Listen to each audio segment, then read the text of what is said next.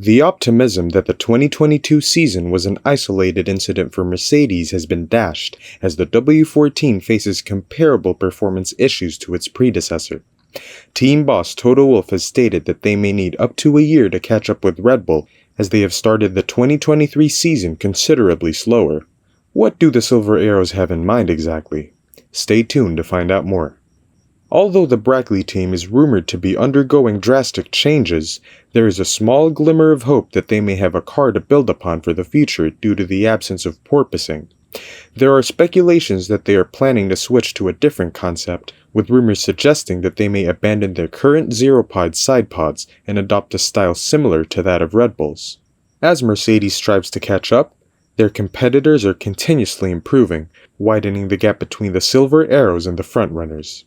Wolff has provided an estimate for when Mercedes fans can anticipate their return to competitiveness, but he has cautioned that it will take a significant amount of time. He said, "I think the length is probably between 6 and 12 months, because that's the time that it really took for us to figure out what was actually happening with the car. That means we just need to have double the development speed, so a stronger development slope. The logic and rationale speaks that for Red Bull. Their gains are going to be incrementally smaller if the concept is mature. I think aero-wise, and with wind tunnel time, that can help a bit, but not hugely. It's just, we've got to get our act together and, if we fundamentally understand where we need to put the car, then the steps are going to be large, but we need to be perfect." Toto Wolff can take solace in the fact that despite their dismal start to the 2022 season, Mercedes was able to secure a victory, extending their winning streak that commenced in 2012. We're just 2 races in this year. But is it realistic when we look at the gaps? No, it's not, but we just want to give it all we have, and then see what the outcome of that is. We've been able to catch up a lot last year with a car that was bouncing way too much, and that, in a way, was overshadowing everything. Finally, we won a race and got closer to them, and I think that needs to be the aspiration. Toto Wolff has implied that if the Imola upgrades do not produce the anticipated improvements, the team may need to make additional significant alterations. The problems at the season opening race in Bahrain were so glaring that Wolff called for radical changes after qualifying, indicating that a substantial upgrade package is scheduled to be unveiled at Imola. Despite acknowledging the need for substantial changes, Toto Wolff has rejected the idea of constructing a B-spec car due to the constraints of the cost cap.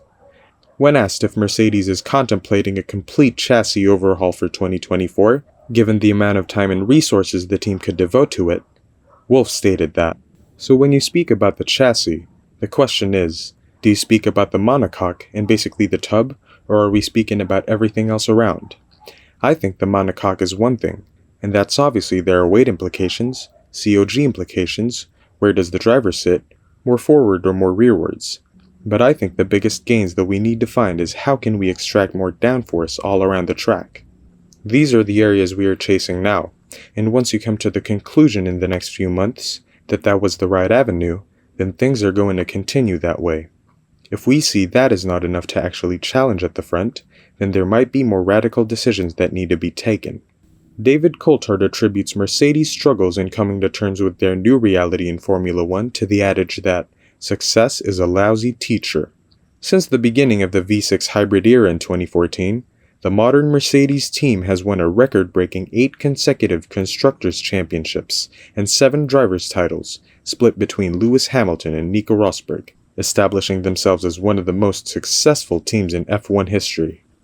Mercedes' triumphs came to an abrupt halt with the implementation of the ground effect regulations in 2022, limiting them to a single victory last season, which was secured by George Russell in Brazil. This season began with a subdued start for the team. Following Lewis Hamilton's claim at the Bahrain season opener that Mercedes' technical team disregarded his input on the development direction of the W14 car, Toto Wolff has disclosed that the Silver Arrows will be pursuing a new philosophy moving forward. According to Coulthard, Mercedes' swift response to their poor showing in Bahrain caught him off guard, indicating that the team's enormous success in recent years has left them incapable of responding to setbacks rationally. In Channel 4's broadcast of the Saudi Arabian Grand Prix, he stated, "To me, it's a case of success being a lousy teacher. When you're winning, everyone's patting each other on the back and thinking, we're brilliant. Mercedes had such a clear dominance for several years. Now they sort of settle into difficulties, and let's remind ourselves that the year before, it went right down to the wire that they could have won the World Championship. So very quickly, the finger pointing has started. Toto's has always been a very hard-on-sleeve, open approach, but when you're in a difficult situation like this, sometimes you've got to hold back a little bit, because if the leader is not so sure, then what does that do all the way down through the company? After one race? Why do you have to apologize after one race? Give it half a season before you start doing that. Following his second consecutive qualifying defeat to George Russell in Saudi Arabia, Hamilton acknowledged that he was having difficulty connecting with the W14. Coulthard thinks that the contrast between the two Mercedes drivers is due to a difference in viewpoint, with Russell being more accustomed to piloting subpar F1 cars after beginning his career with the unimpressive Williams team in 2019. He said, "He's always worn his heart on his sleeve, and that's one of the great things about Lewis. He's literally like, this car isn't talking to me. I'm driving it because I know how to drive a race car." But I think that's the key thing. George is getting a little bit more out of it because, actually, this is still probably one of the better cars he's ever driven, coming up through Williams. This is not the best car Lewis has ever driven. I think for outright pace, it's not as far away as all the chatter from Toto saying we're completely back to the drawing board. But it is really telling that we know Lewis can do exceptional things when he really feels he owns the racetrack, rather than at the moment he seems like a passenger. Because the Silver Arrows were still behind many of their competitors in terms of speed, Hamilton began Sunday's race from the 7th spot on the grid. In contrast to most of his opponents, Mercedes opted to start him on hard tires. The strategy was to run a lengthy first stint in an attempt to gain ground, but a safety car intervened, bunching up the field and presenting a chance for economical pit stops. According to Peter Windsor, the medium compound tires were the superior option, and Mercedes executives were inviting difficulties by going against popular opinion. On his YouTube channel, he said, "The medium was a really good race tire in Saudi Arabia, and to be on anything other than that at the start of the race was asking for trouble." Toto was on the radio afterwards telling Lewis that it was a good drive, and of course it was a good drive, but it wasn't the sort of drive that Hamilton will want to be thinking about on his flight home. He doesn't want to be passed by Max Verstappen as if he's going backwards. He doesn't want to be racing Haas and AlphaTauri. In the end, he got beaten by George, which is probably the worst aspect of the weekend. Not a good one for Lewis. Even Hamilton expressed dissatisfaction with his setup in Jeddah, while his teammate Russell exhibited more speed throughout the weekend, ultimately clinching 4th place on race day. "My setup this weekend has been the biggest issue I've faced.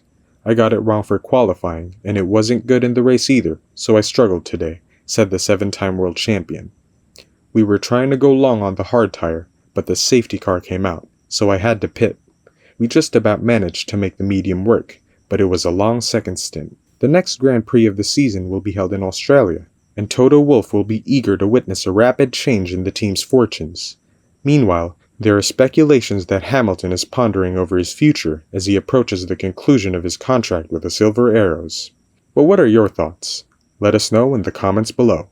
And don't forget to subscribe and ring that notification bell for the latest F1 news.